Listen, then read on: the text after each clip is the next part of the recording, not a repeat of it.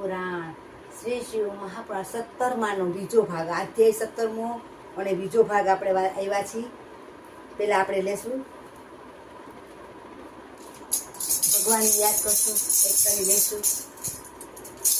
બીજો ભાગ આવ્યા છે. એ રંગે રમે આનંદે રમે,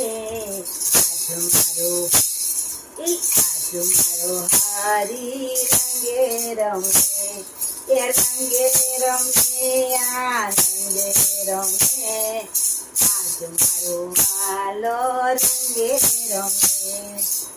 રાધા એ રંગે રમે રાધા સંગે રમે, આજો મારો હરી રંગે રમે, એ રંગે રમે સંગે રમે રાધિકા સંગે રમે, આજ મારો હરી રંગે રમે.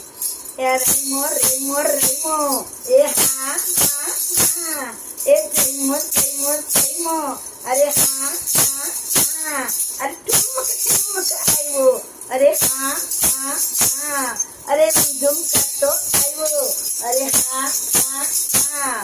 એ રંગે રમે આનંદે રમે, આજ મારો વાલો રંગે રમે, એ રંગે રમે આનંદે રમે, આજ મારો હરી રંગે રમે.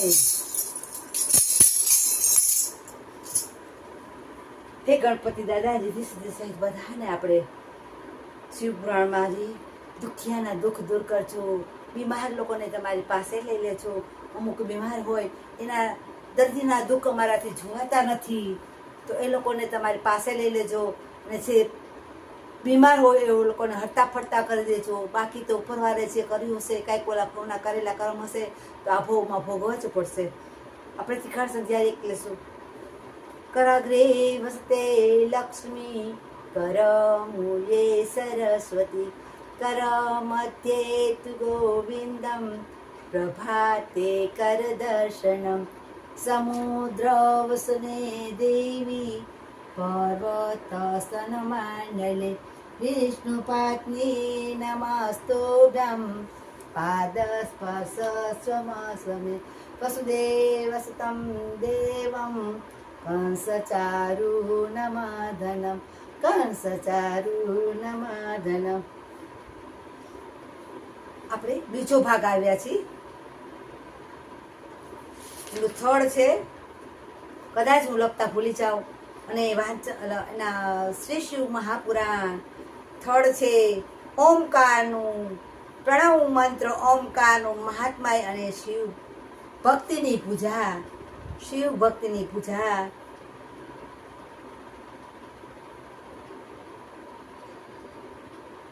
સૂક્ષ્મ પ્રણવ ઓમકાર મંત્ર પણ બે પ્રકારનો જાણવો.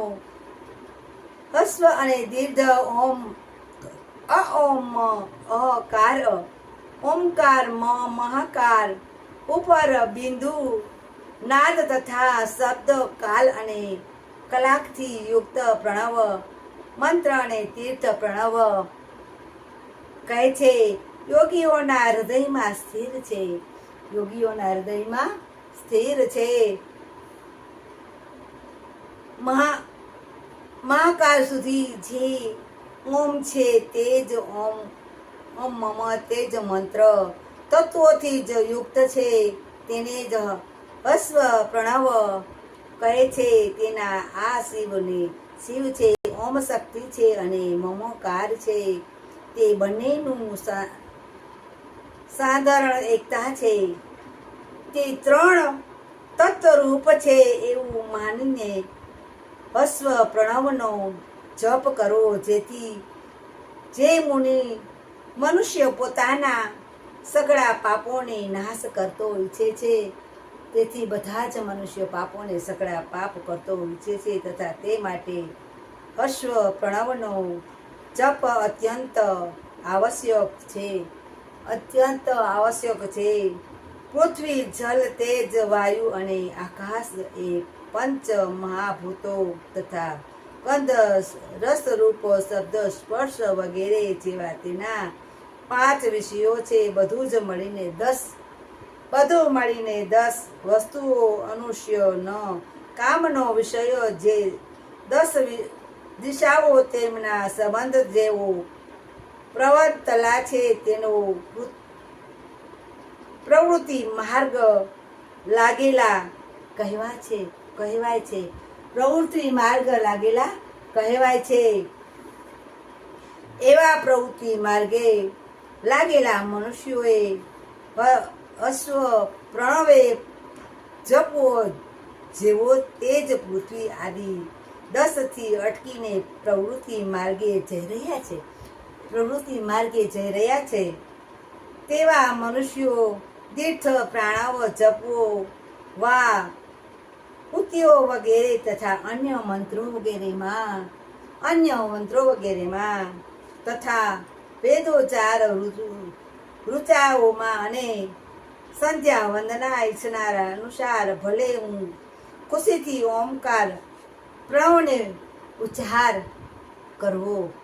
ઓમકાર પ્રણવનો ઉચ્ચાર કરવો. પ્રણવના 9 કરોડ જપ કરવાથી મનુષ્ય તદ્દન પવિત્ર થઈ જાય છે. એટલે માણસ એકદમ પવિત્ર બની જાય છે. એના એટલા જાપ કરે ને. કયા જાપ? પ્રણવ 9 કરોડ જપ કરવાથી મનુષ્ય તદ્દન પવિત્ર બની જાય છે. ત્યાં પછી ફરીથી 9 કરોડ આગળ વધુ પ્રણવ મંત્ર જપતા કવશ પૃથ્વી ઘર જળ પર તેજ વાયુ અને આકાશથી તત્વ એમાં કવશ 5 તત્વો પર વિજય મેળવે છે. તેમાંથી 5 તત્વો પર વિજય મેળવે છે. તે જ કર્મથી આગળ વધારે છે ને વધારે 9 કરોડ પ્રણવ મંત્રનો જપ કરતા ક્રમશ ગંધ અને રસ રૂપ સ્પર્શ અને શબ્દો કેવું કે છે? પ્રણવ મંત્રનો જપ કરતા કમસ અને ગંધ રસ રૂપ સ્પર્શ અને શબ્દ પર વિજય પ્રાપ્ત કરે છે. તેના પછી ફરી 9 કરોડનો જપ કરી અહંકારને જીતી લે છે. આવી રીતે 108 કરોડ પ્રણવ મંત્ર ને જપ કરી મનુષ્યો ઉત્કૃષ્ટ જ્ઞાનને પ્રાપ્ત શુદ્ધ યોગનો લાભ મેળવે છે. શું કેવું સરસ કે છે ભગવાને. અત્યારે કેમ છે કે અમુક શબ્દ તો આપણે બીજી વાર વાંચીએ. જપ કરી મનુષ્ય ઉત્કૃષ્ટ જ્ઞાનને પ્રાપ્ત કરી શુદ્ધ યોગનો લાભ મેળવે છે. શુદ્ધ પ્રયોગથી અને પ્રાણવ રૂપી શિવનું ધ્યાન ધરીને સિદ્ધ થયેલો મહાયોગી પુરુષ સાક્ષાત શિવ છે એમાં સંશય નથી. મહાયોગી પુરુષ સાક્ષાત શિવ છે એમાં સંશય નથી. સૌ પહેલા પોતાના શરીરમાં પ્રણવના ઋષિ છેદ અને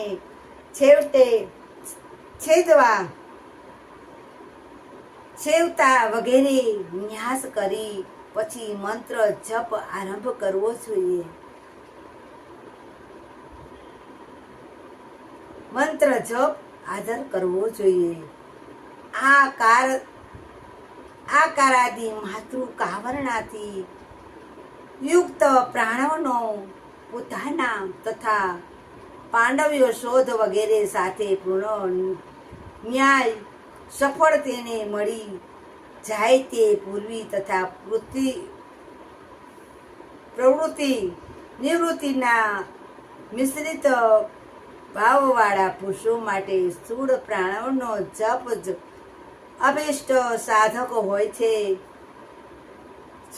ઘણા છે ને જાય ને તો શિવને પગે લાગી એને નમન કરી અને લોટો ચડાવી અને પિતૃને પાણી રેડી, બિલીપત્રને પાણી રેડી, તુલસી હોય તો તુલસીને પાણી રેડીને પુરુષો લગભગ હું જાઉં છું શંકરના મંદિરે તો પોણા ભાગના પુરુષો શંકરના મંદિરે જઈને જ જાય છે કે આપણે આખો દિવસ સારો જાય, ભગવાનને આપણે પૂજીએ તો આપણો દિવસ સરસ જાય.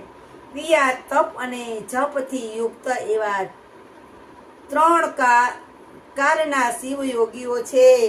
એવા 3 કારના શિવ યોગીઓ છે જે ક્રિયાયોગી, તપયોગી અને જયયોગી કહેવાય છે. તપયોગી અને જયયોગી કહેવાય છે. એમાં પૂજા સામગ્રી એકઠી કરી અને ધનાદિથી વૈભવથી પૂજા કરી બ્રહ્મ ઇન્દ્રિયોને જીતી વંશ કરી એકાગ્ર મન કરી અને પર દોષથી દૂર રહી જે પૂજામાં સંલગ્ન રહે છે તે તપોયોગી કહેવાય છે. જે પૂજામાં એકદમ સ્થિર રહે છે, ઓમ શાંતિ મન આંખ વીંચી અને પૂજા કરે છે અને પોતે બ્રહ્મ ઇન્દ્રિયોમાં જીતી વંશ કરી એકાગ્ર મન કરી પરદ્રોહથી દૂર રહી તે પૂજામાં સંલગ્ન રહે છે તે તપોયોગી કહેવાય છે. અને આ બધા જ કહેલા સદગુણો વાળો સદા જ શુદ્ધ ભાવથી રહીને તથા વિષયો આદિ દોષોથી મુક્ત થઈ સાત તે નિરંતર જપ કરનારો જપયોગી કહેવાય છે. જે મનુષ્યો આવા શિવયોગીનું